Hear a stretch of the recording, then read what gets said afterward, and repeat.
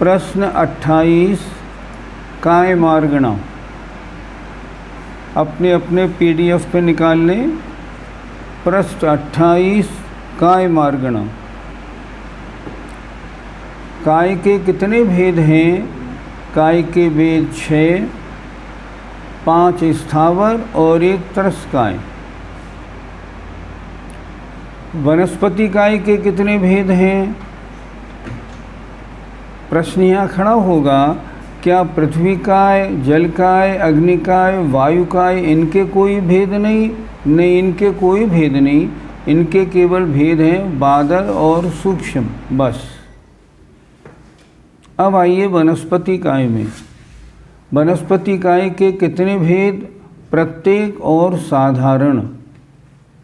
प्रत्येक माने जिस शरीर का स्वामी एक, और साधारण वनस्पति जिन जीवों का शरीर साधारण नाम कर्म के उदय के कारण निगूढ़ रूप होता है। निगूढ़ से क्या समझना है? जहाँ एक शरीर में अनंतानंत जीव रहते हैं और जिनका आहार, श्वासोच्छ्वास, जीवन तथा मरण एक साथ होता है, उन्हें साधारण वनस्पति कहते हैं। निगोदिया। इन निगोदिया के भी 2 भेद हैं, बादर और सूक्ष्म। इतना विशेष है कि एक बादर निगोद शरीर में या एक सूक्ष्म निगोद शरीर में साथ ही उत्पन्न होने वाले अनंतानंत साधारण जीव या तो पर्याप्तक ही होते हैं या अपर्याप्तक ही होते हैं। एक ही तरह के सारे जीव होंगे, मिश्र रूप नहीं होते, क्योंकि उनके समान कर्मोदय का नियम है। क्या समझा? अर्थात एक साधारण शरीर है, उसमें अनंतानंत जीव राशि है। वो जीव राशि कई बैच के रूप में आई है। उसमें नियम ये है, एक बैच एक रूप ही होता है। जैसे एक बैच आया, उसमें अनंतानंत जीव पर्याप्तक, दूसरा बैच आया उसमें अपर्याप्तक, तीसरा बैच आया उसमें मान लो पर्याप्तक। तो एक बैच में एक से ही जीव आएंगे अनंतानंत, या तो पर्याप्तक या अपर्याप्तक आने वाले, उत्पन्न होने वाले। लेकिन एक साधारण शरीर में पर्याप्तक और अपर्याप्तक दोनों प्रकार के जीव हो सकते हैं। ऐसा क्यों होता है? क्योंकि जो आने वाले जीव हैं उनके कर्म का उदय एक जैसा है, इसलिए वे एक से एक साथ ही आते हैं। आगे चलो। अब आइए प्रश्न नंबर 98। वनस्पति के 2 भेद ध्यान से समझ लें, एक प्रत्येक, एक साधारण। साधारण माने निगोदिया जीव, और प्रत्येक वनस्पति के 2 भेद। मैंने कल भी बताया था, हम बाज़ार से जो सब्जी या जो फल खरीद के लाते हैं, ये इनमें साधारण कोई भी नहीं होता। अगर आप बाज़ार से अदरक लाए, गाजर लाए, मूली लाए, ये साधारण नहीं, ये हैं सप्रतिष्ठित प्रत्येक। और आप पके हुए आम लाए, पके हुए केले वगैरह लाए, ये क्या हैं? ये अप्रतिष्ठित प्रत्येक हैं। देखें जरा, प्रत्येक वनस्पति के कितने भेद? 2 भेद, सप्रतिष्ठित और अप्रतिष्ठित। सप्रतिष्ठित प्रत्येक किसे कहते हैं? परिभाषा किताब में जो भी लिखी हो, शॉर्ट में इतना समझ लें, जो वनस्पति अर्थात जो फल या साग सब्जी अभी छोटी है, जिसके आगे बढ़ने के चांसेस हैं, जिसमें अभी रेखाएं नहीं पड़ी हैं, वो सप्रतिष्ठित प्रत्येक है। आगे बढ़ो। उसमें क्या विशेषता है? उसमें विशेषता ये है, उसमें निगूढ़ राशि भरी हुई है।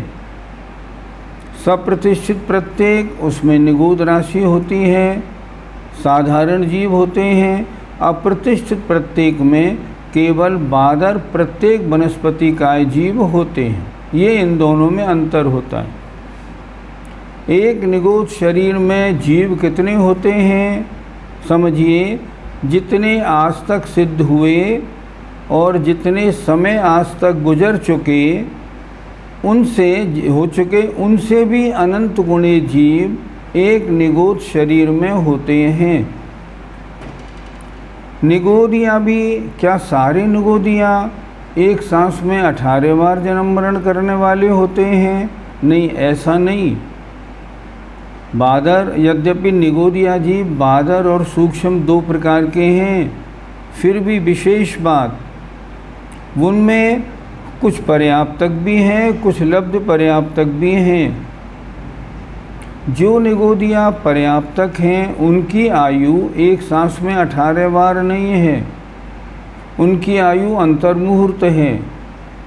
और जो निगोदिया एक सांस में 18 बार जन्म मरण करते हैं वो कौन है? वो लब्ध पर्याप्तक हैं, जिनकी पर्याप्ति पूरी नहीं हुई है।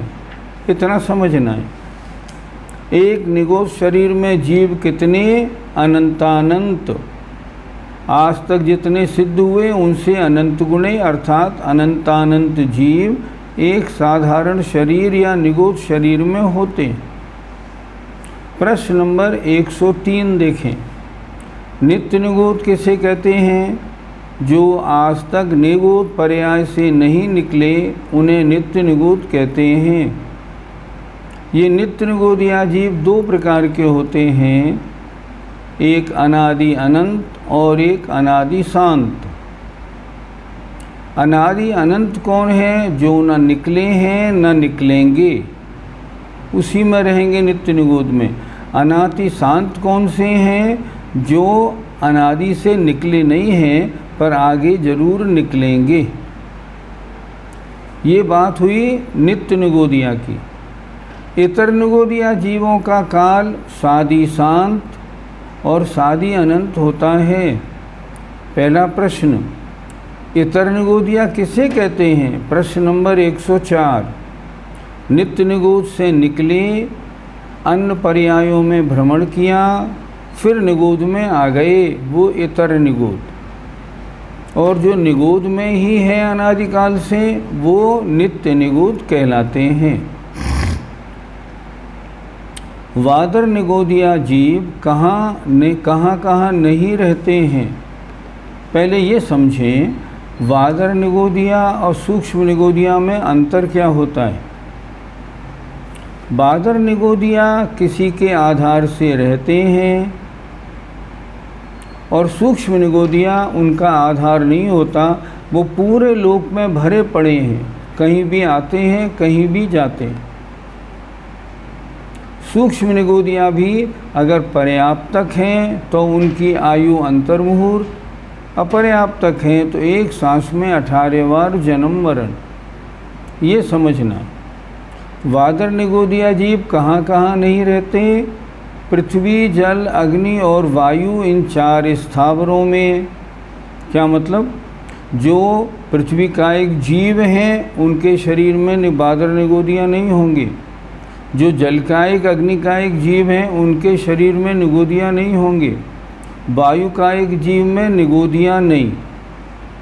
आहारक शरीर जो मुनि महाराज के मस्तक से, सिर से निकलता है, उसमें निगोदिया नहीं होते। देवों के शरीर में, नारकियों के शरीर में निगोदिया नहीं होते। और जो केवली भगवान का शरीर है उसमें भी वादर निगोदिया नहीं होते हैं। इनके अलावा अन्य जीवों के शरीर में वादर निगोदिया पाए जाते हैं। बढ़ाओ। स्थावर और त्रस्कायिक जीवों का आकार कैसा है? देखें, पृथ्वी कायिक से वायु कायिक पर्यंत जीवों का आकार क्रमशः मसूर जैसा। पृथ्वी कायिक जीव कैसे हैं? मसूर जैसे हैं, मसूर की दाल जैसे। जल कायिक जीव कैसे हैं? बिंदु बूंद जैसे, गोल। अग्नि कायिक जीव कैसे हैं? जैसे बहुत सारी सुइयों का एक ढेर लगा दिया जाए, ऐसे उनका शरीर ऐसा है। और वायु कायिक जीवों का शरीर झंडे जैसा है, ध्वजा जैसा। ध्वजा के समान होता है। इस प्रकार इन चार का शरीर है। वनस्पति का एक और त्रस्त का एक जीव, इनका आकार बहुत प्रकार का होता है। हम देखते हैं ना, वनस्पति का एक में आलू अलग, मूली अलग, गाजर अलग, अदरक अलग, सब अलग अलग होते हैं सब। इसलिए वनस्पति का एक और त्रस्त का एक जीव, कोई चींटी है, कोई मक्खी है, कोई मच्छर है, सब अलग अलग होते हैं। इस तरह इनका आकार अनेक प्रकार का है।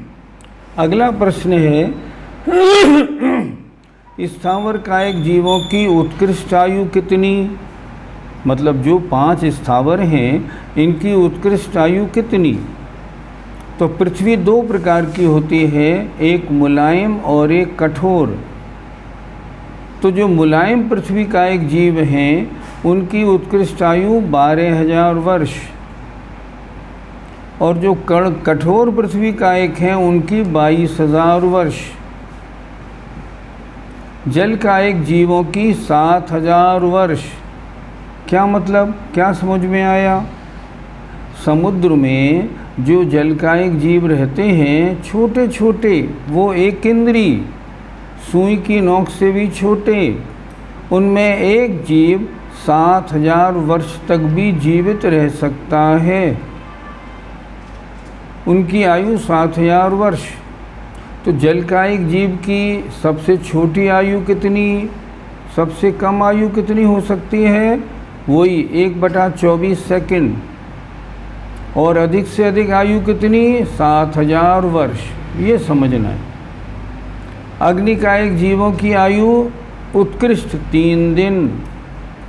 वात का एक माने वायु का एक जीवों की 3,000 वर्ष। और वनस्पति का एक जीवों की उत्कृष्ट आयु, कोई एक पेड़ हो, वो पेड़ कितने दिनों तक रह सकता है? 10,000 वर्ष तक रह सकता है। ये 10,000 वर्ष वाले आयु वाले पेड़ क्या यहाँ देखने को मिलेंगे? यहाँ नहीं मिलेंगे। तो ये कहाँ देखने को मिलेंगे? स्वयंभू रमण द्वीप में, उधर देखने को मिलेंगे, जहाँ बड़ी बड़ी काया वाले जीव होते हैं। यहाँ नहीं मिलेंगे।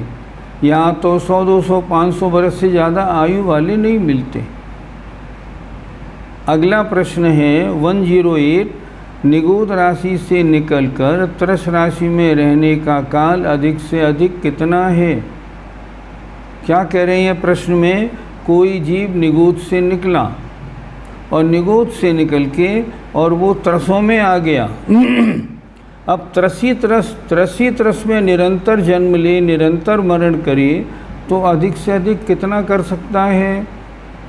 और वहाँ से लौट कर फिर उसको एक इंद्री में आना पड़ेगा, तो कितने समय तक रह सकता है? तो इन्होंने बताया, त्रस राशि में रहने का अधिक से अधिक काल, साधिक माने कुछ अधिक, 2000 सागर वर्ष है। ये सागर क्या होता है? एक सागर में असंख्यात वर्ष होते हैं।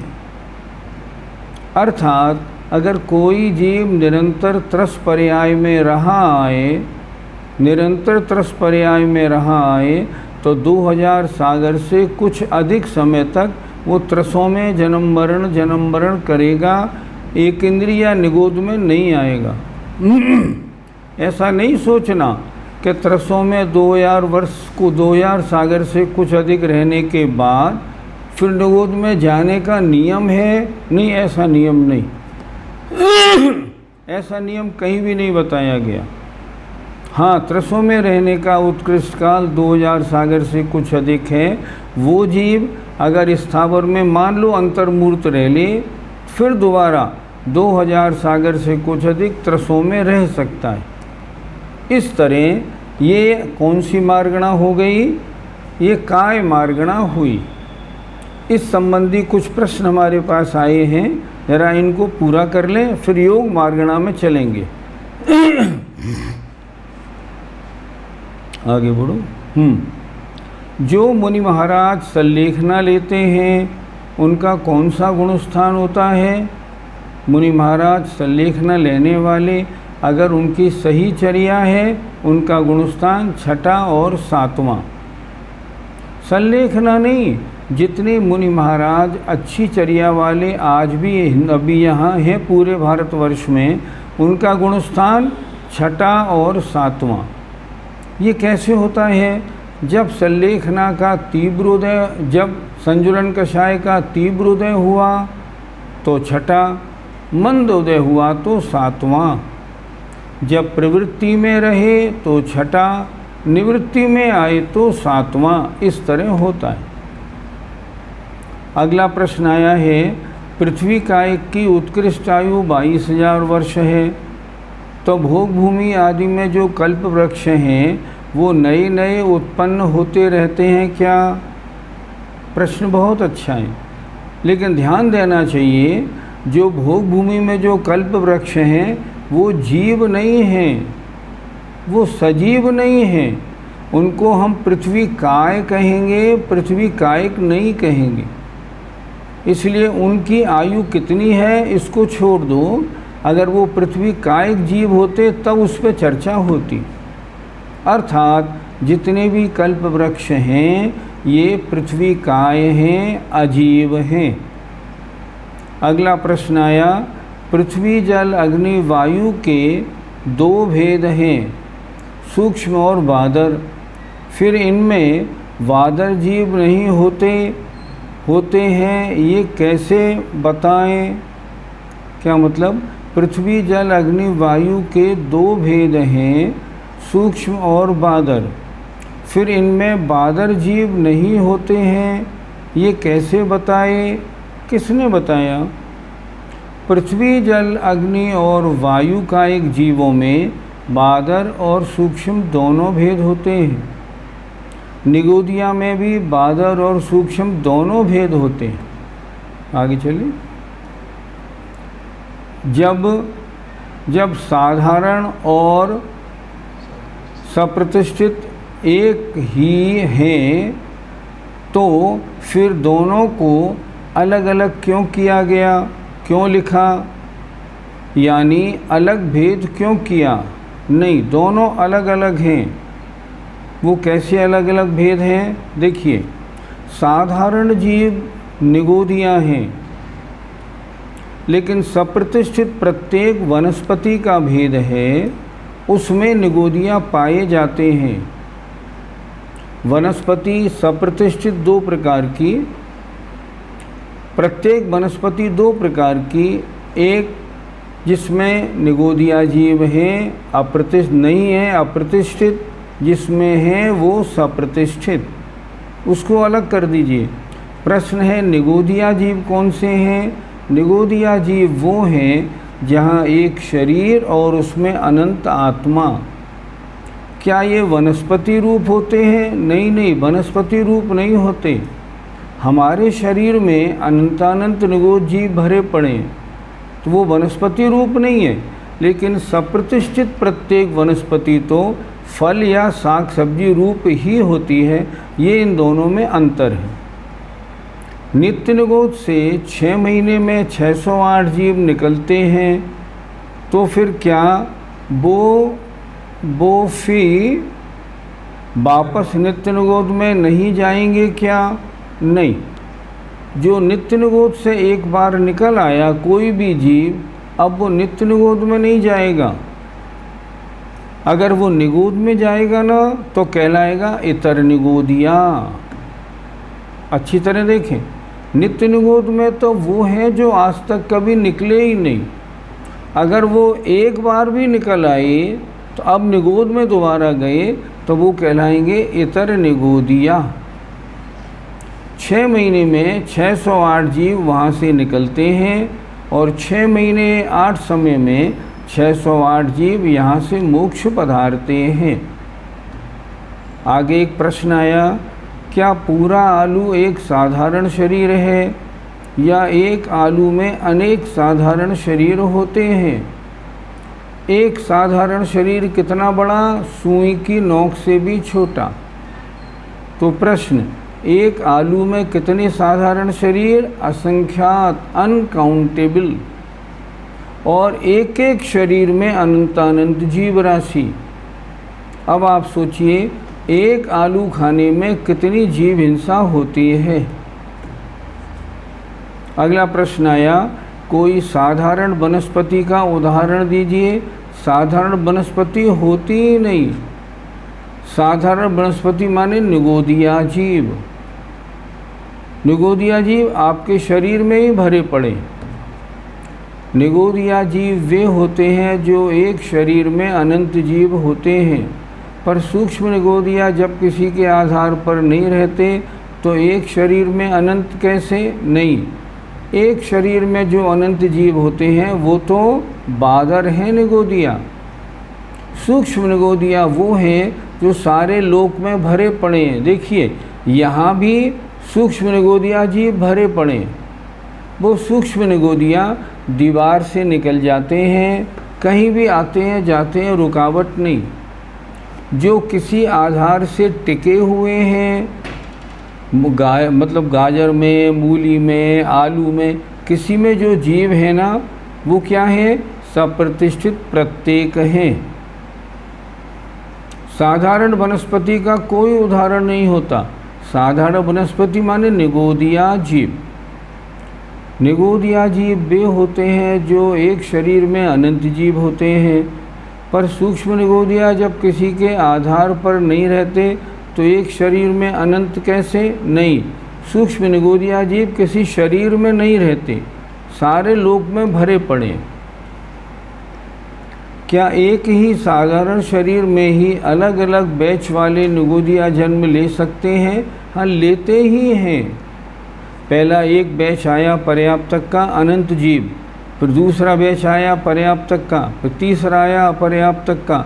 जीव आते रहते हैं और मरण करके जाते रहते हैं। क्या एक ही आलू में पर्याप्त और अपर्याप्त दोनों प्रकार के निगोदिया हो सकते हैं?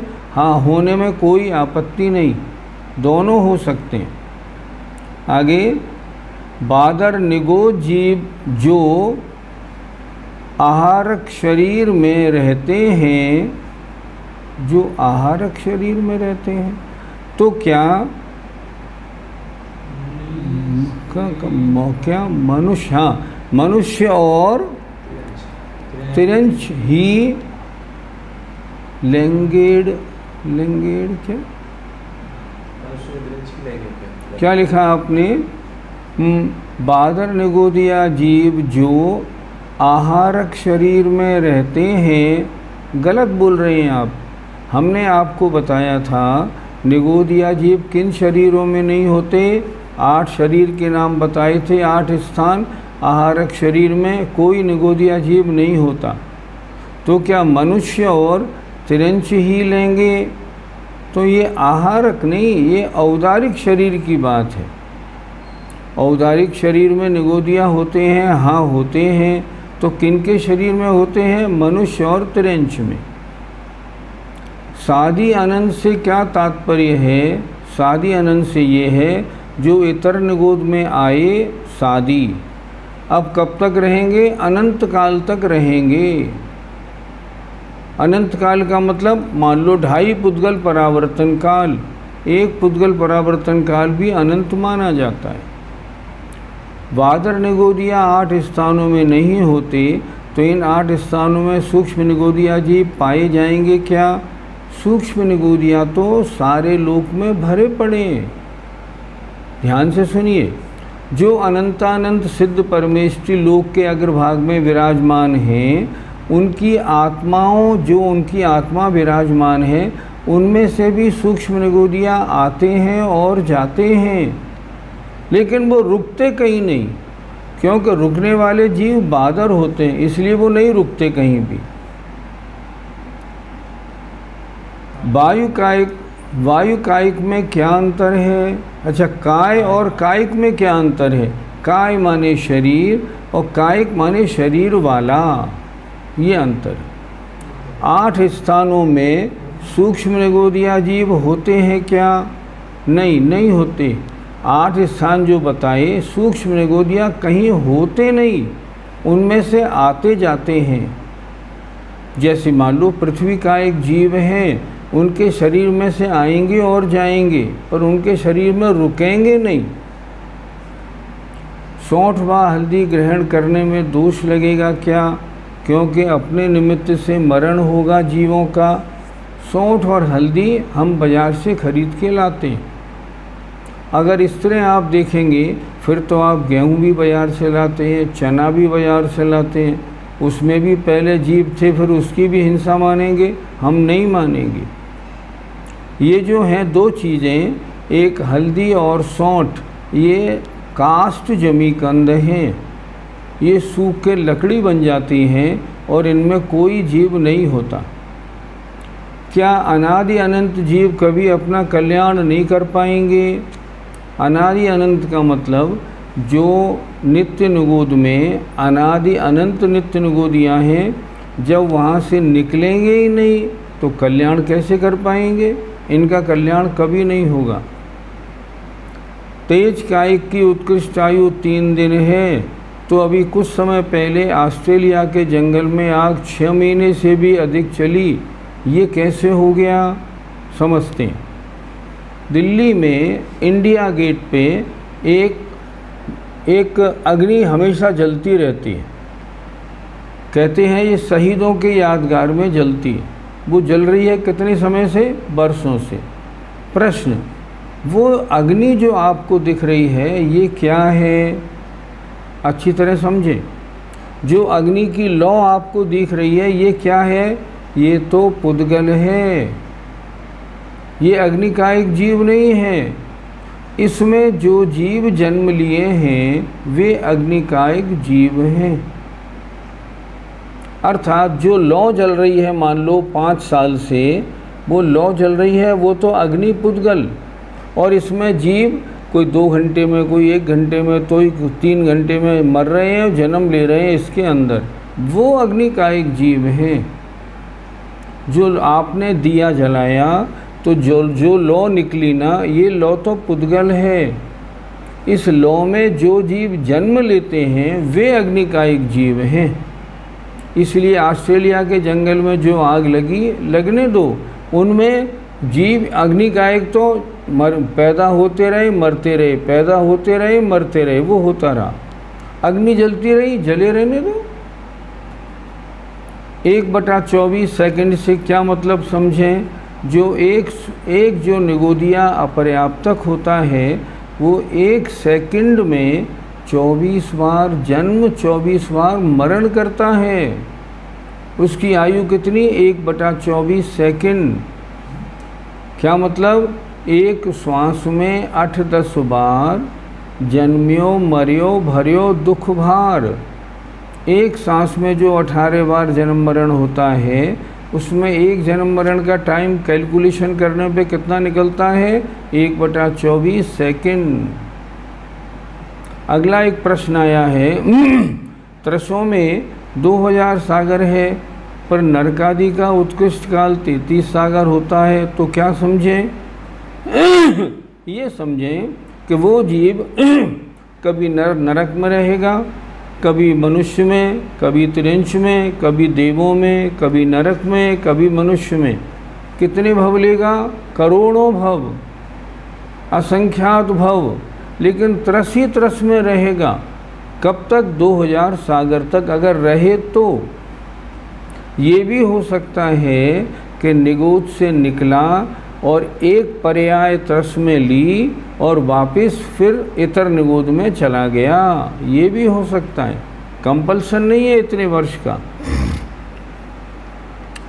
प्रश्न नंबर 105 में आपने बताया कि पृथ्वी कायिक में बादर निगोदिया नहीं होते कैसे? नहीं, मैंने ये नहीं बताया। मैंने बताया पृथ्वी कायिक के शरीर में ना बादर निगोदियाँ हैं ना सूक्ष्म निगोदियाँ हैं, उनमें कोई नहीं है। उनमें से आना जाना लगा है वो अलग। पृथ्वी कायिक, जल कायिक, अग्नि कायिक, वायु कायिक के शरीर निगोद रहित तो होते हैं। आगे चलें। समान कर्मों का उदय कैसे होता है? एक साधारण शरीर में जो अनंत जीव आए एक साथ, अब वो पर्याप्तक हैं, उनका कर्म उदय एक सा है बिल्कुल। एक बैच में पूरे आए, फिर दूसरे बैच में अपर्याप्तक, तीसरे में पर्याप्तक आए, तो उनके सबके एक सा कर्म उदय है। प्रश्न 108 एक बार फिर से बता दीजिए।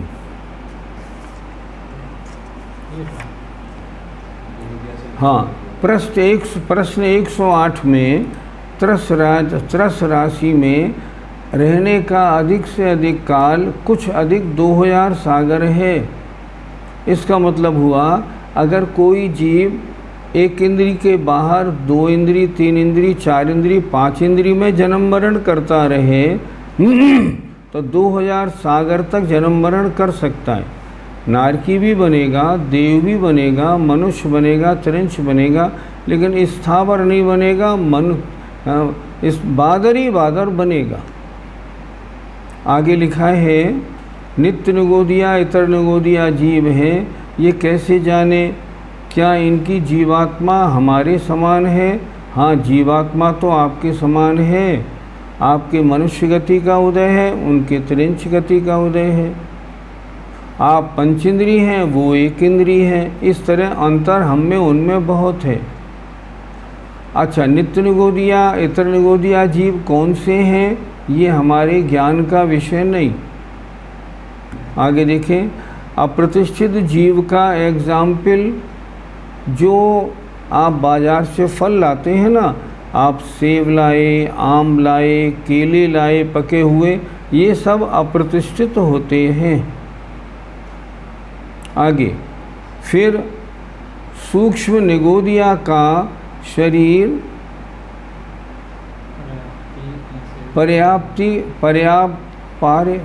पर्याप्ति कैसे बनेगा? सूक्ष्म निगोदिया का जीव एक अंतर्मुहूर्त तक अपर्याप्तक रहेगा, उसके बाद वो अपने आप पर्याप्तक बनेगा। क्योंकि कोई भी जीव एक अंतर्मुहूर्त से ज़्यादा ना अपर्याप्तक नहीं रह पाता। उसको एक अंतर्मुहूर्त के बाद पर्याप्तक बनना ही होता है। यदि ठीक है ना, हाँ, यदि एक ही शरीर में पर्याप्त और अपर्याप्त दोनों निगोदिया होते हैं तो उनके श्वासोच्छ्वास आदि एक साथ कैसे संभव होगा? अपर्याप्त जीव तो श्वासोच्छ्वास लेते ही नहीं, केवल श्वासोच्छ्वास तो पर्याप्त ही लेते हैं। जब अपर्याप्त का शरीर ही नहीं बना तो वो श्वासोच्छ्वास कैसे लेगा? आगे देखें, जब साधारण वनस्पति नहीं तो वनस्पति नाम क्यों दिया है? खुलासा करें।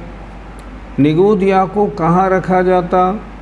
तो उन्होंने वनस्पति के 2 भेद कर दिए। स्थावर 5 प्रकार के हैं। अब स्थावर 5 प्रकार में पृथ्वी, जल, अग्नि और वायु का तो निगोदियाओं से संबंध ही नहीं। अब फिर निगोदियाओं को किस में रखा जाए? तो निगोदियाओं को रखा गया वनस्पति काय साधारण में। तो ये जीव जो हैं वनस्पति काय में लो, इन्हें साधारण मानो। असंख्यात और अनंत में क्या अंतर है? असंख्यात अवधि और मनप्पर्य ज्ञानी असंख्यात को जानते हैं, पर अनंत को मात्र केवल ज्ञानी जानते हैं, अवधि मनप्पर्य ज्ञानी नहीं जान सकते। अनंत का ज्ञान मात्र केवल ज्ञानी भगवान को होता है। नित्य निगोद में होने का क्या कारण होता है?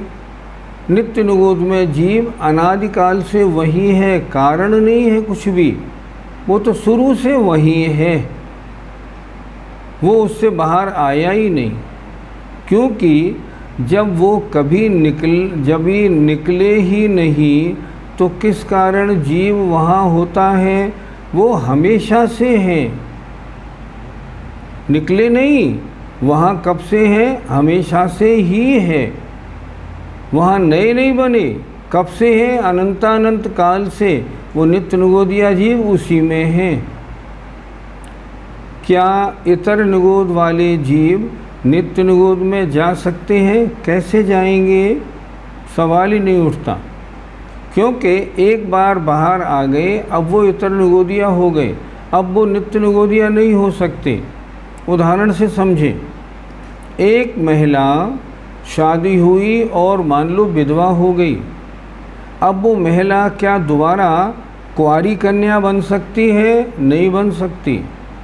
उसी तरह नित्य निगोद से बाहर आ गए, अब तो इतर निगोद हो गए, अब दोबारा नित्य निगोद में नहीं जा सकते। बिना जीवों के तो पंडित जी कुछ नहीं होता, हाँ इसमें कोई शक नहीं। लेकिन जैसे दाल, आपने दाल खाई, आपने अनाज खाया, आपने मूंगफली खाई, इसमें तो जीव कुछ भी नहीं होता।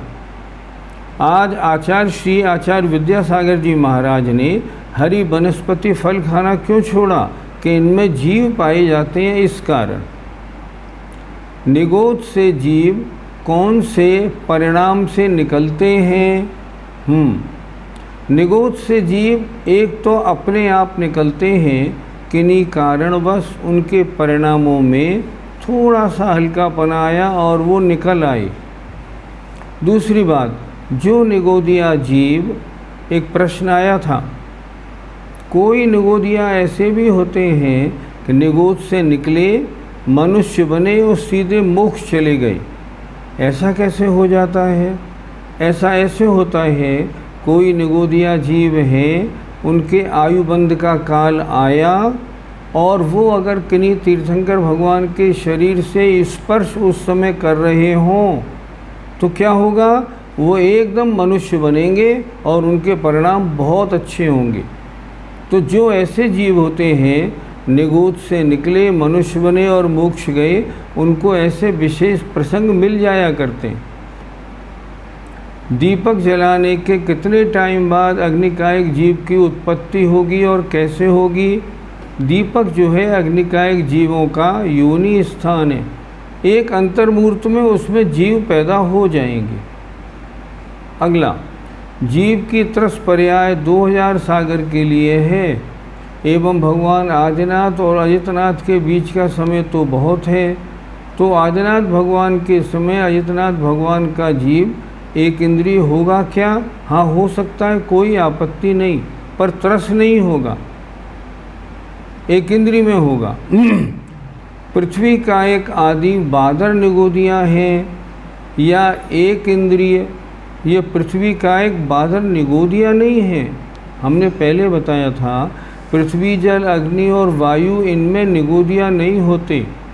तो ये एक इंद्रिय है, हाँ एक इंद्रिय है, ये स्थावर हैं। सारे एक इंद्रिय निगोदिया ही होते हैं क्या? निगोदिया जीव सारे एक इंद्रिय ही होते हैं और वे सबके सब साधारण वनस्पति में आते हैं। आगे, जब जल में बादर निगोदिया नहीं होते तो जल छानते क्यों हैं? जल लिया, मान लीजिए कुएं में से आपने पानी निकाला, तो उस कुएं के पानी में क्या है? तरस जीव भी हैं और स्थावर जीव भी हैं। आपने कुएं से एक बाल्टी पानी निकाली, उसको छाना, छानने में कौन से जीव आए? तरस जीव आ गए, उनको हटा दिया, जीवानी कर दी। अब जो नीचे बाल्टी में छना हुआ पानी है, ये क्या है? इसमें एक इंद्रिय जल का एक जीव हैं, पर निगोदिया नहीं है, निगोदिया नहीं होते। जल में बादर निगोदिया नहीं, तो कौन से जीव हैं? वो तो तरस हैं जिनको हमने छाना। तो गर्म करने पे क्या हुआ? गर्म करने पर जो जीव उसमें बादर जल का एक थे ना, उनका मरण हुआ और पानी अचित्त बन गया। तिरंच गति और तिरंच आयु में क्या अंतर है? बहुत अंतर है। तिरंच गति अर्थात जो तिरंच गति उसे कहते हैं जो तिरंच गति नाम कर्म से तिरंच पर्याय आपको मिली। अब उसमें कितने समय तक रहना है, ये काम है तिरंच आयु का। सचित्त वनस्पति सप्रतिष्ठित है या अप्रतिष्ठित? दोनों वनस्पतियाँ सचित्त होती हैं, दोनों में जीव पाए जाते हैं। क्या साधारण वनस्पति नियम से लब्ध पर्याप्त होती है? नहीं, हमने आपको बताया साधारण वनस्पति निगोदिया जीव जो हैं पर्याप्तक भी होते हैं, अपर्याप्तक भी होते हैं। अभव्य जीव सदा से नित्य निगोद से निकले हुए हैं क्या? क्योंकि आपने बताया था कि नित्य निगोद में भव्य जीव, नित्य निगोद में भव्य हैं सभी जीव। हाँ बिल्कुल, सारे अभव्य जीव, कोई भी नित्य निगोद में नहीं है, वो नित्य निगोद से बाहर हैं। सारे अभव्य, वो सारी और पर्यायों में और गतियों में हैं। जो जीव वहाँ हैं सारे के सारे भव्य हैं। आगे देखें, एक अग्निकाय में कितने अग्निकायक जीव एक साथ रह सकते हैं? नहीं, ये नहीं। एक अग्निकायक जीव अकेले होते हैं, वो साथ में नहीं रहते। लेकिन अगर कोई अग्नि की लौ है, इसमें कितने जीव हैं? असंख्यात, वो अग्निकायक जीव हैं। नित्य निगोद से जीव बाहर निकल सकते हैं, तो नित्य निगोद क्यों कहते हैं? नित्य निगोद दो तरह का, एक तो वो जीव जो कभी निकलेंगे ही नहीं, और एक वो जीव जो अनंत से तो हैं पर आगे जिनका जो बाहर निकलने वाले हैं। ऐसे दो प्रकार के। ठीक, आगे, मूंगफली जमीन में होती है तो कंदमूल में गिनी जाती है क्या? नहीं गिनी जाती। वो तिलहन है, वनस्पति नहीं, इसलिए नहीं गिनी जाती। हम पीनट्स तो खाते हैं, कोई आपत्ति नहीं उनके खाने में। आगे आइए, क्या नित्य निगोद इतर निगोद कोई स्थान है? फिर ये निगोदिया की अवस्था विशेष है, ये अवस्था विशेष है। प्रश्न, नित्य निगोदिया जीव कहाँ रहते हैं? पूरे लोक में। इतर निगोदिया कहाँ रहते हैं? पूरे लोक में। ये नहीं, कुछ लोगों की धारणा ऐसी है कि पूरे लोक के नीचे का जो एक राजू हिस्सा है, नरक में सबसे नीचे, वहाँ नित्य निगोदिया वहाँ रहते हैं। पर नहीं, ऐसे नहीं। नित्य निगोदिया और इतर निगोदिया ये पूरे लोक में भरे पड़े, इनका कोई विशेष स्थान नहीं। देवगति में कल्प वृक्ष होते हैं, हाँ बिल्कुल, जहाँ देवों का निवास है वहाँ कल्प वृक्ष हैं। छने जल को गर्म करने से कौन से जीव मरते हैं?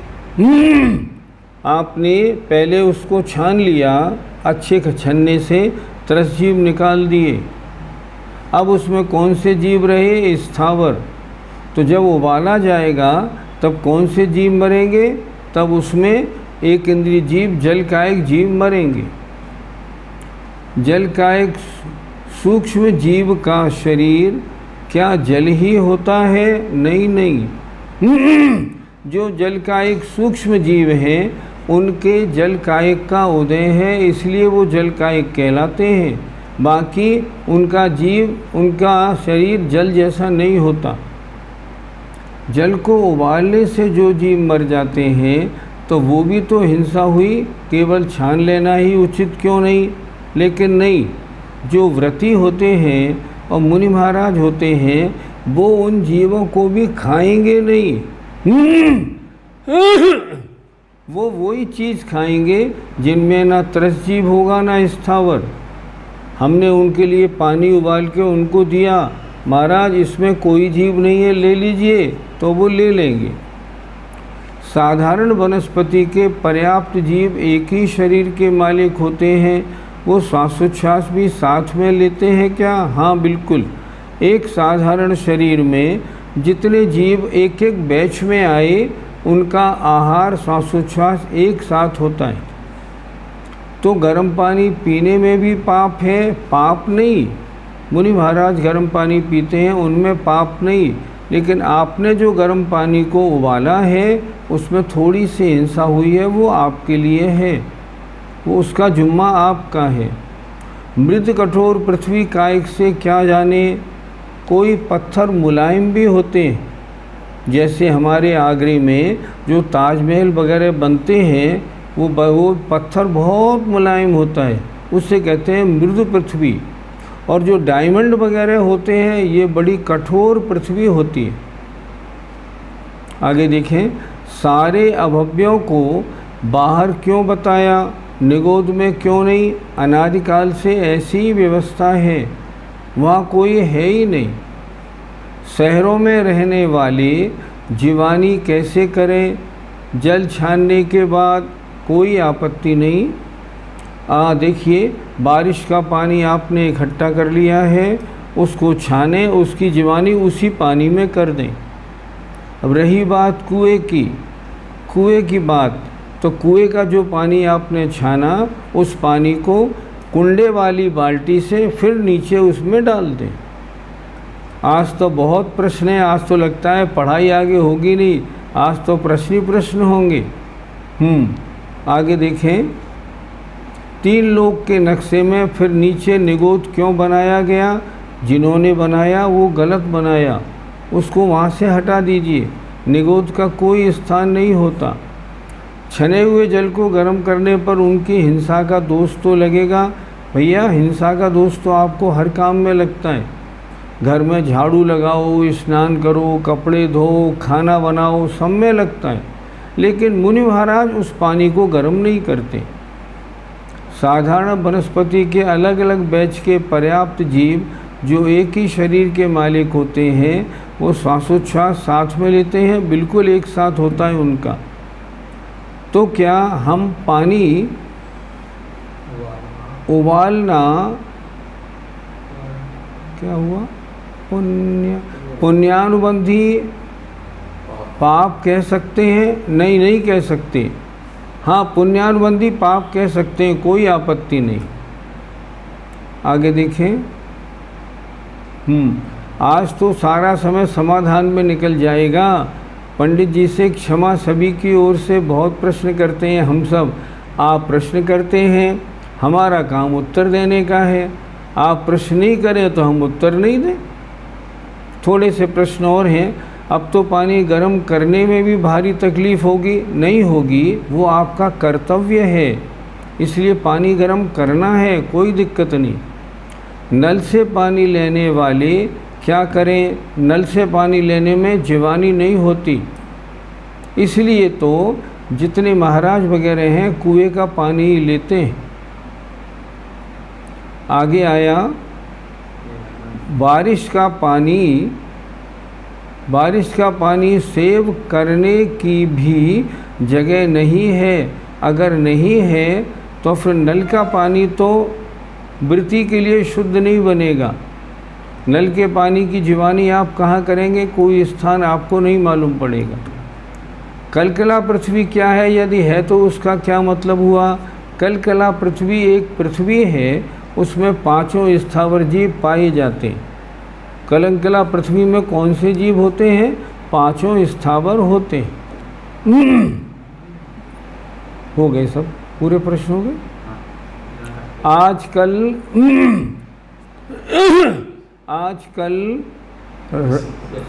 आरओ सिस्टम होता है, क्या उसका प्रयोग करना उचित है? आरओ सिस्टम में अगर पानी आपके यहाँ दूषित है तो उसका उपयोग आप करें, लेकिन वृत्ति आरओ सिस्टम का पानी यूज नहीं कर सकता। फैन और एसी कूलर में वायुकायिक की हिंसा होती है क्या? नहीं, एसी में और कूलर में वायुकायिक जीव की हिंसा है, त्रस जीवों की भी हिंसा है। एसी कूलर में जो पानी भरा रहता है वो अनछना पानी होता है, उसमें त्रस जीव भरे हुए हैं, उनकी भी तो हिंसा होती है। क्या कोरोना वायरस भी निगोदिया जीव है? नहीं, कोरोना वायरस 2 इंद्रिय जीव है। नल के पानी से बोरिंग का पानी बेटर है क्या? हाँ, नल के पानी से बोरिंग का पानी बेटर है, लेकिन फिर भी वृत्ति तो कुएं का पानी ही लेगा। हमने आज तक कहाँ जन्म नहीं लिया? आज तक आपने कहाँ जन्म नहीं लिया? जो जीव, जैसे अगर ऊपर माने ना, तो जैसे 9 ग्रहव्यक से ऊपर हमने जन्म नहीं लिया। स्वर्गों में जो जीव एक भवावतारी हैं, वो एक भवावतारी जीव हम नहीं बने होते तो फिर दोबारा यहाँ जन्म लेने का मौका नहीं आता।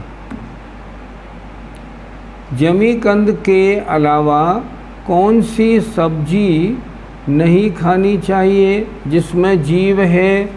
हमने बताया बहुत सारी सब्जियां हैं, जैसे हम लोग तरबूज खाते हैं। तरबूज में आचार्यों ने लिखा है तरबूज में अनंत जीव राशि होती है, वो नहीं खानी है। और बहुत सारी चीज़ें ऐसी हैं जिनमें जीव राशि है, जैसे जो 5 उदंबर फल होते हैं उनका सेवन नहीं करना है, उनमें त्रसजीव भरे पड़े रहते हैं, इसका ध्यान रखना है। एसी चलाने में दोष है, हाँ बहुत दोष, इसमें कोई शक नहीं। पंचम काल में आकर हमने जन्म लिया, अब हमें मोक्ष में कितना काल लग सकता है? सबसे जल्दी मोक्ष कैसे हो सकता है? यहाँ से मरें और विदेह क्षेत्र जाएं, वहाँ मुनि बने और मोक्ष चले जाएं, इसमें सबसे कम समय लगेगा। लेकिन बात करने से नहीं, काम करने से होगा। केवल बात करने से मोक्ष नहीं मिलता। आजकल तो ज़्यादातर फ्रूट में जीव होते हैं। नहीं, 2 तरह की बात, अगर त्रस जीव है तो बात अलग, अगर स्थावर जीव तो सब में होते ही होते हैं, उसकी तो बात ही नहीं। जो मुनि एसी यूज़ करते हैं तो उनके मूल गुण कैसे पलेंगे? नहीं, जो एसी यूज़ करते हैं ना, वे वास्तव में मुनि महाराज हैं ही नहीं। ध्यान से सुनिए, जो मुनि महाराज एसी यूज़ करते हैं वे मुनि महाराज हैं ही नहीं। उनके तो अहिंसा महाव्रत पल ही नहीं सकता। पंचम काल में किन जीवों का जन्म होता है? जो मिथ्या दृष्टि होते हैं और अभागे होते हैं। हमको मनुष्यों में जन्म लेना था, अगर हम भाग्यशाली होते मान लो, तो विदेह क्षेत्र में पैदा क्यों नहीं हुए? हम विदेह क्षेत्र में पैदा होते, भगवान के साक्षात दर्शन मिलते, उनके उपदेश सुनते, मुनि बनते, अपना जीवन सफल कर लेते। लेकिन हमने उतना पुण्य नहीं किया, तो मनुष्य गति तो मिली, यहाँ पंचम काल में अभागे थे तो फेंक दिए गए। पंचम काल में जन्म लेने वाले सारे जीव जितने पंचम काल में हैं जन्म लेने वाले, सारे के सारे मिथ्या दृष्टि होते हैं। आगे लिखा, पंचम काल में ये हो गया, बस ठीक। मलेच्छ खंड में किनका जन्म होता है? जो नीच गोत्र वाले होते हैं उनका जन्म मलेच्छ खंड में होता है। सारे के सारे मिथ्या दृष्टि और बड़े अभागे होते हैं। हमें क्या खाना चाहिए और कैसे प्रयोग करना चाहिए, इसके अध्ययन के लिए कौन सा ग्रंथ प्रामाणिक है? बहुत से ग्रंथ हैं, जैसे आप पढ़ सकते हैं रत्नकरण श्रावकाचार, आपको पढ़ना चाहिए सागार धर्मामृत, इनमें सब बताया जाएगा भक्ष और अभक्ष कैसे होते हैं, कितने प्रकार के होते हैं, आहारचर्या करें या नहीं, क्यों नहीं करेंगे आहारचर्या, नहीं तो जीवन कैसे रहेगा बताएं। पंडित जी क्या 2 जून के बाद क्लास चलेगी? हम बताएंगे आपको, अभी क्या बात है, 2 जून आने तो दीजिए, अभी तो कई दिन हैं। पंडित जी बिना मुनि बने पाप से नहीं बच सकते। देखो, अगर पाप से बचना है सबसे पहले तो सम्यक दृष्टि बनना है। सम्यक दृष्टि बनने के बाद फिर वृत्ति ज़रूर बनना है। महिलाएं बन सके तो आरिका तक जाएं, पुरुष हों तो मुनि अवस्था तक जाएं, लेकिन इतना ज़रूर है सबसे पहले सम्यक दृष्टि बनने की कोशिश तो करें। आज तो अभी हमारा ठिकाना नहीं, आज तो अधिकांश जैनी ऐसे हैं जो अन्य देवी देवता जो अन्य मत के होते हैं उनकी भी वंदना करते हैं, उनके भी मंदिरों में दर्शन करने जाते हैं। पहले तो मिथ्यात्व छोड़ें, सम्यक दृष्टि बने, और सम्यक दृष्टि बनने के बाद व्रती ज़रूर बने। इस बात की कसम खानी चाहिए पक्की, हम इस जीवन में बिना व्रती बने हुए नहीं मरेंगे, हमें व्रती बनना ही बनना है। आगे लिखा है, तो हम लोगों का ये पूरा कोर्स कैसे होगा, कैसे होता, आपके सानिध्य में नहीं, कोर्स पूरा एक बार में नहीं हो सकता। इसलिए अगला शिविर फिर लगाएंगे, उसमें ये कोर्स पूरा करेंगे। आपके कितनी प्रतिमा है हमें जानना है। हमारे 2 प्रतिमा हैं। आगे चलें। मलेच्छ खंड कहाँ गया?